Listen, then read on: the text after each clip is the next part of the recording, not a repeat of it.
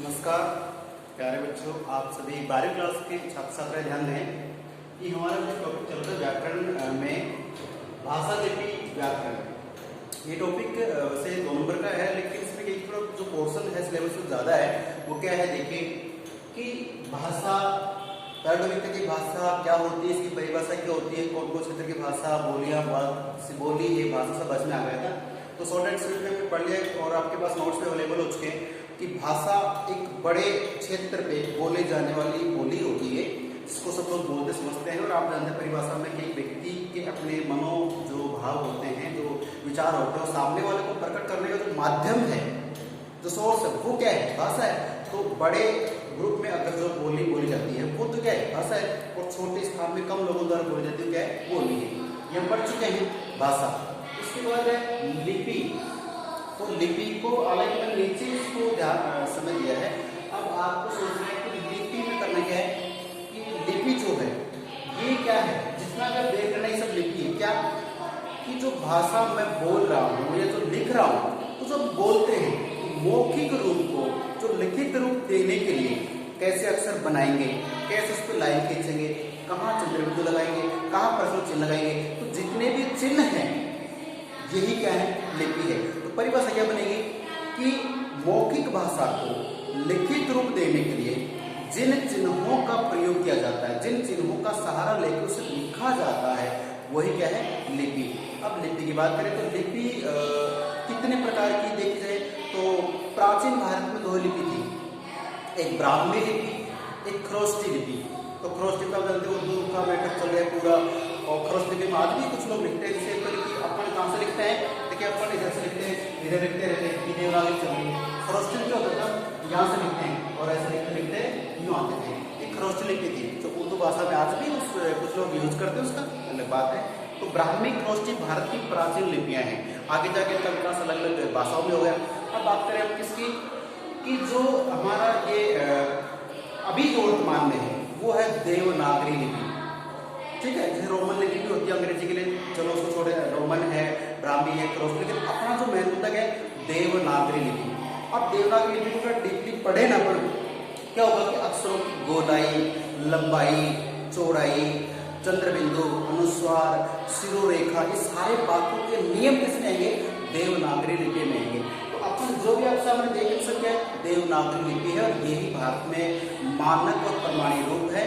तो लिपि से संबंधित अगर प्रश्न आता है तो यही सोचना है, यही बताना है कि मौखिक रूप से बोली गई जो भाषा है उसको जो लिखित रूप दिया जाता है, उस लिखित रूप देने में जो चिन्ह और कारक हमें काम में आते हैं वो भी क्या है, हमारे लिए लिपि कहलाती है। भारत में देवनागरी, जो हिंदी की बात करें तो हिंदी में देवनागरी लिपि का प्रयोग किया जाता है, इसको प्रमाणिक माना जाता है। प्राचीन भारत में 2 लिपियां थी, ब्राह्मी और खरोष्ठी।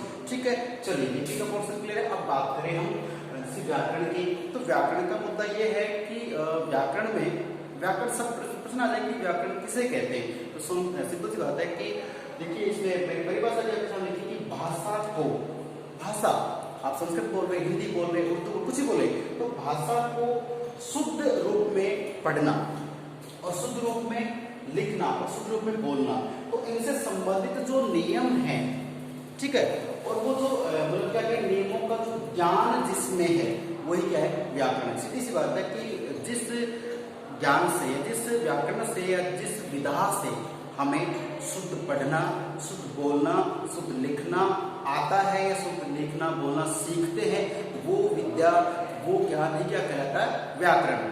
ठीक है, ये हमारा पॉइंट पूरा हो गया। अब ये तो मैंने आपको मौखिक रूप से बताया है। अब बात कर लेते हैं, एक डिफिकल्ट टॉपिक है जो क्वेश्चन आ सकता हमारे लिए, कौन सा है वो क्वेश्चन हमारे लिए आपका भाषा वाला। अब भाषा में क्या है कि आपके लिए है हमारा पोर्शन कि लगभग आधा पोर्शन पूरा हो गया है। अब ये हिंदी की जो बोलियां हैं ये आपको प्रेशर कर सकते हैं, इसको याद करना मैं आपको सरल तरीके बता रहा हूँ। जैसे देखिए कि पूर्वी, अब से हिंदी की बोलियां कौन कौन सी माने, इसमें देखिए ये देखिए 5 माने के, पहले कौन सी है, पूर्वी हिंदी है। अब पूर्वी हिंदी में कौन कौन सी आती है, ये प्रश्न आपके आ सकता है, हमें याद रखना है। फिर पश्चिमी हिंदी, बिहारी की प्रमुख बोलियां और राजस्थानी की प्रमुख बोलियां और पहाड़ी की बात करेंगे। ठीक है, ये 5, 1, 2, 3, 4, 5 पॉइंट है। अब ये रखने वाली बात नहीं, आप अगर 12वीं आर्ट्स के हैं तो कोई समस्या नहीं है आपके लिए, क्योंकि बायोआर्ट्स में आप ज्योग्राफी पॉलिटिकल पढ़ते हैं तो उसमें भारत का नक्शा बनाना पड़ता है, मैप बनाना पड़ता है। उस नक्शे में आप जानते हैं कि पूर्वी हिंदी में, तो जाहिर सी बात है कि जैसे मान लो ये भारत की बोर्ड है, भारत का मैप है, ठीक है, तो इसमें देखो ये उत्तर है और ये दक्षिण है, ये पश्चिम है और ये क्या है, पूर्व है। तो पूर्व मतलब से अगर ये लाइन खींच दूं बीच में, तो ये क्या करेगा, इसको यहाँ से देखो, यहाँ से क्या खींच दी, लाइन खींच दी है ना, एक रेखा खींच दी, तो इधर वाला पूर्व, इधर वाला पश्चिम, फिर एक बीच में यहाँ खींच दी, ऊपर वाला उत्तर, नीचे वाला दक्षिण, राइट। तो जो इधर आ रहा है वो पूर्वी हिस्सा कहलाएगा। तो यहाँ जो बोलियां बोली जाएंगी वो क्या कहलाएंगी, पूर्वी हिंदी की बोलियां। समझ रहे आप इस बात को? तो देखिए कि पूर्वी जो हिंदी है इसमें आपको देखना है कि देखो बिहार से उत्तर प्रदेश है, बिहार है, उड़ीसा है, इधर आते हैं, इसमें अवधि बेटा अगर अपन इस मात्रा को पीछे लगा देंगे तब तो हो जाएगा समय, पीरियड ऑफ टाइम की बात करें अवधि यानी समय हो जाएगा 1 घंटा 2 घंटा, अपन कितने वीडियो बनाने की बात करें। लेकिन अगर बड़ी करते हैं तो अवधि यानी भाषा होती है। जब भी आपको अवधि भाषा के लिए लिखना पड़े तो आप क्या करेंगे, बड़ी बात लगाइए। तो अवधि एक भाषा जो अवध प्रदेश की, ठीक है, इसको जानते हैं। ये सब किसमें आएंगे, पूर्व में आ रहे हैं। तो मैं इसलिए बता रहा हूँ कि ये बोर्ड में मैंने ऐसा खींच दिया, ये पूर्वी भारत है। तो पूर्वी भारत में अवधि भाषा है, बघेली, बघेली से ये भी भाषा पूर्वी है, बघेली। छत्तीसगढ़ी, अब छत्तीसगढ़ जिसके राजधानी रायपुर है, वो सब इस साइड आते हैं। अब जानते हैं इस बात को, जो हमारा एमपी का तोड़ के बनाए गए थे। तो बघेली छत्तीसगढ़ी से क्या है, ये हमारी पूर्वी हिंदी की बोलियां हैं, ठीक है। अवधि, बघेली, छत्तीसगढ़ी, हम इसको याद कर ले कि पूर्वी दिशा है। और इधर से मान लो हमारे क्या अवधि है भाई, पूर्वी सूर्योदय होता है, उधर क्या है, सूर्य की अवधि, मतलब सूर्य उगने का समय, अवधि। बघेली बहुत अधिक धूप भी आती है और फिर धूप से बचने के लिए छतरी लेते हैं, इसी की बात है। पूर्वी हिंदी में पूर्व में सूर्योदय होता है, पश्चिम में अस्त होता है। तो पूर्व में अवधि, बघेली, छत्तीसगढ़ की भाषा में तक पूर्वी हिंदी कहलाएगी, राइट। अब बढ़ते हैं आगे पश्चिमी हिंदी। अब पश्चिमी अगर इधर आगे, इसमें पश्चिमी हिंदी क्या रहेगा, खड़ी बोली। अब खड़ी बोली सीधी सी बात है, जो हम राजस्थान के लोग हैं तो राजस्थान में तो वैसे लठमार भाषा है। कौन सी भाषा है, लठमार है, क्योंकि आप तो थोड़ा सिटी में रहते हैं इसलिए थोड़ा सा हिंदी का प्रयोग करते हैं और पोलाइटनेस आपके अंदर होते, अच्छी बात कर लेते हैं, राइट। तो ग्रामीण इलाका होता है ना, वो थोड़ा अगर हरियाणा की बात कर ले, है ना, हरियाणा की तो उसमें की बात, तो हरियाणा प्लस राजस्थान मिक्स कर ले, वो क्या होता है, खड़ी बोली जाती है, उसे लठमार भाषा कहते हैं। मतलब बोलने में थोड़ा अखरता है, कटे जा रहा है कि कर रहे हैं, मतलब वो थोड़ा अलग ही है, सैकवाटी गुंडाड़ी कुछ भी। तो ये जो खड़ी बोली है ना, इसमें एक फायदा ये कि इसके शब्दों का आपको सीधा समझ में आ सकता है, ठीक है। चलिए, तो खड़ी बोली का ऐसा नहीं कि बोली खड़ी रहती है, मतलब सीधे शब्द मतलब अर्थ आ सकता है आपको। खड़ी बोली किसकी है, पश्चिमी है। चलिए बात करें ब्रज। ये ब्रज प्रदेश बड़ा शानदार है, इसमें राजस्थान भरतपुर बोली जा सकती है, उत्तर प्रदेश बोली जाती है, ठीक है। तो ब्रज में आप जानते हो इससे अपने सूरदास जी हैं, तुलसीदास ने भी कहीं प्रयोग किया है। तो बहुत से कवि है ना, ये ब्रज भाषा का प्रयोग करते हैं काव्य में। और ब्रज भाषा में जितने भी काव्य रचना होती है बड़ी मनोहारी होती है, बहुत सुंदर लगती है, अच्छी लगती है, ठीक है। और ब्रज प्रदेश की बात करें तो भरतपुर के भी काव्य बच्चे आप पढ़ते हैं, कहीं भी पढ़ते हैं तो उसमें भी बड़े प्यार से बोल रहे हैं, लाला कहाँ जा रहे हो, का कर रहे हो। तो ये सब किसमें आता है, ब्रज में आ जाता है। ध्यान रखना, कौन की रानी है, कौन को छोरो है, इस तरह से। बात करें ब्रज में बांगरू। बांगरू का मतलब है, देखो सब थोड़ा अटपटा है, बांगरू। अब मैंने कहा ना, जैसे ये हमारा हिंदी भारत है, इधर पूर्व है, इधर पश्चिम है। तो पश्चिम यहाँ क्या है, पंजाब, पंजाब से थोड़ा सा हटके बात करें हरियाणा, और हरियाणा राजस्थान है। तो ये जो हरियाणा इसमें क्या है, बांगरू। बांगरू का मतलब आप जानते हैं, ये सिर्फ हिंदी लग रही है हमें। बांगरू को हरियाणवी भाषा मान लिया, और हरियाणवी का आपने फेरो ही है, ठीक है, थोड़ी अलग ही भाषा चाल है, ठीक है। ये प्रदेश थोड़ा सा हास्य विनोद में आगे है, और थोड़े से दूध दही की हांडी इस प्रदेश को कहा जाता है। बहुत छोटा है राजस्थान से, लेकिन यहाँ के जो लोग हैं वो थोड़े सीधेपन में, यानी कुछ भी कहना है सामने ही कहना है, कुछ भी करना है वो ओपन नहीं करना है। तो बड़ा अलग प्रदेश है हरियाणवी।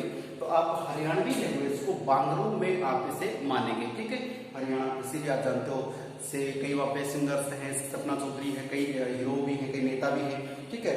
और बाकी से में भी खट्टर साहब हैं। तो ये कहने का मतलब कि जो हरियाणवी लैंग्वेज है उसको बांगरू में लेना है।